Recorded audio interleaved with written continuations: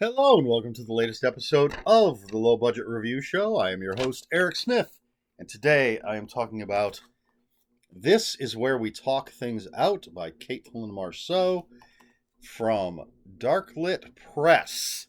And just a nice little book, and I think the best way to let you know what it's about is to just read the back cover copy. Before I get to that, I'm just going to tell you one of the reasons I'm doing this is because this is the second time I'm recording this. I recorded last week and I made a horrible mistake in that video. Didn't realize it until a few days after I'd recorded it. Not the worst mistake ever, but it was a dumb thing. So I deleted that video. I'm re-recording, obviously. And so it's been not just a week since I last recorded the video, but then, of course, a week and a half or however long since I read the book. So, details. They slip the mind at my age. So I think the best thing to do is just read the back cover copy so you know what I'm talking about. And this is what it has to say. Miller and her estranged mother, Sylvie, have always had a tense relationship. But after Miller's father dies, she agrees to a girl's vacation away from the city to reconnect with the only family she has left. Unfortunately, Sylvie's trapped in the past. She's recreated Miller's childhood home down to the smallest details. She even found adult versions of Miller's childhood outfits and is desperate to revive the happy family they once had at any cost. And then it says, a cross between Stephen King's Misery and Stephanie Robles' Darling Rose Gold. This Is Where We Talk Things Out explores familial trauma, mother-daughter relationships, and what happens when we don't or can't let go. So that should give you some idea of what you're getting into with This Is Where We Talk Things Out. I'll tell you right off the bat, I believe, it's been a little while, I believe I gave it 5 out of 5 on Goodreads. Absolutely 4 out of 5, but it had to be 5 out of 5. This book was so good. There you go. That's my review. This book is so good. Yes, so Caitlin Marceau, this is possibly the first thing that I've read from her. I feel like I've read something in an anthology, maybe. Like she had a short story or something. But a lot of people were talking about this on social media, so I finally decided to pick it up. I knew it was out there. Decided to pick it up, obviously, and read it. And I don't know what took me so long because it's fantastic. Her writing style is just very crisp and clean and to the point, for lack of a better way to put it. She introduced right off the bat. We're introduced to Miller and her fiance.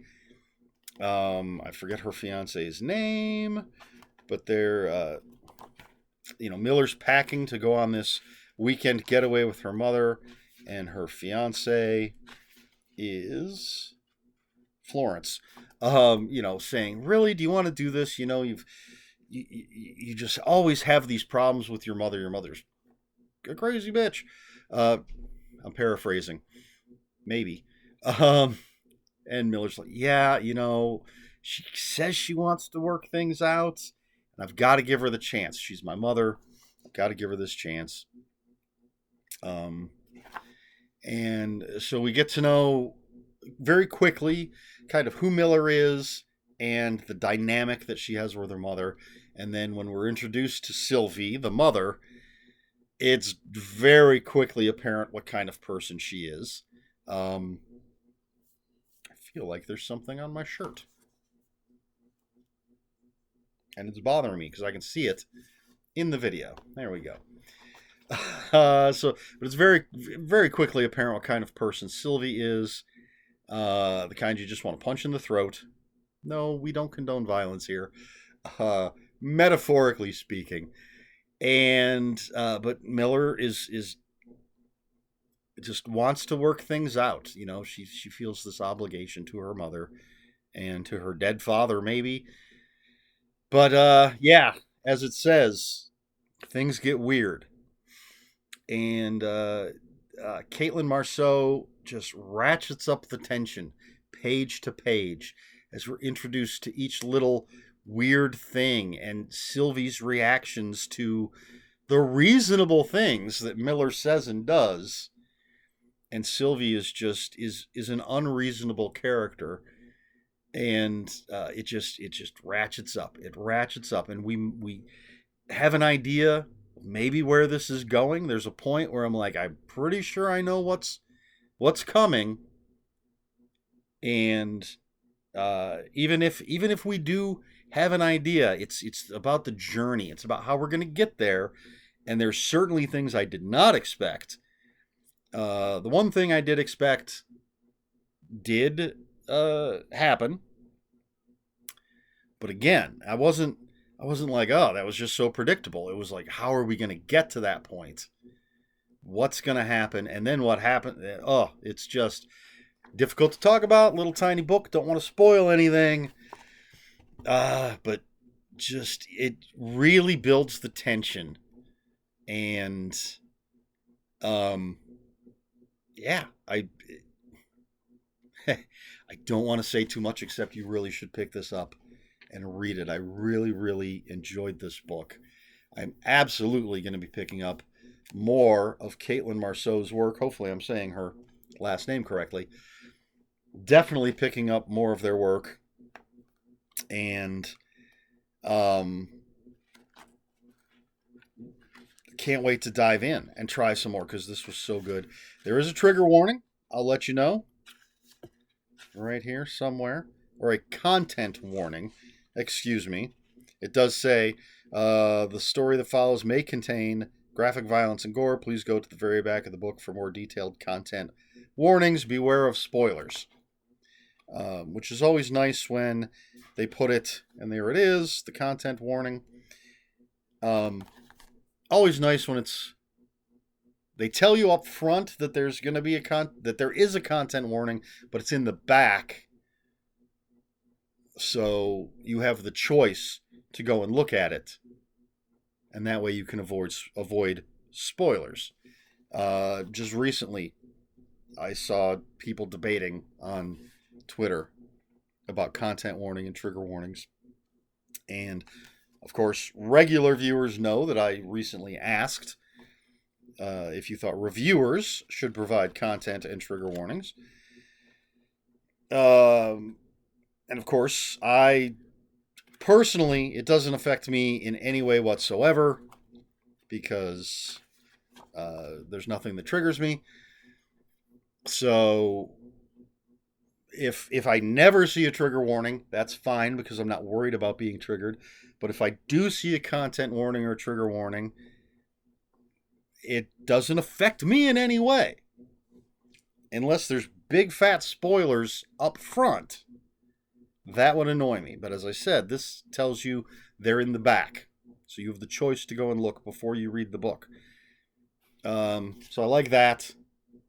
That really doesn't have anything to do with the review of the book itself, which, fantastic story. Pick it up and read it. Check out more of Caitlin Marceau, because I certainly am going to. This is where we talk things out. Darklit Press. Had to be 5 out of 5 on Goodreads. I can't imagine giving it anything else. This was so good. Great, just character study of tension and obsession and like it said, the relationships and the traumas and everything. Really, really good. Not sure what else to say. So there you have it. That's my kind of rambling, which happens when I have to re-record something.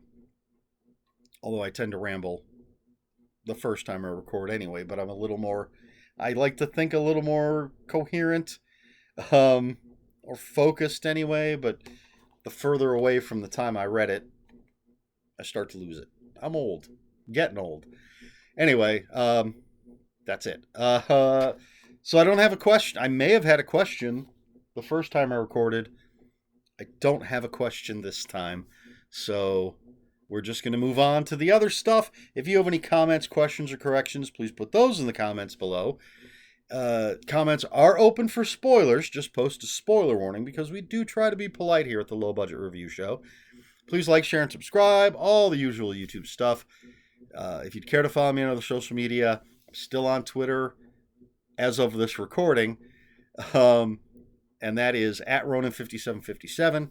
On Instagram, where I post pictures of books, comic books, board games, and fuzzy animals, it's Eric Smith 5757. That's Eric with a K, ERIKSMITH 5757. That's all I've got. This has been the Low Budget Review Show. I have been Eric Smith, and until next time, read more books.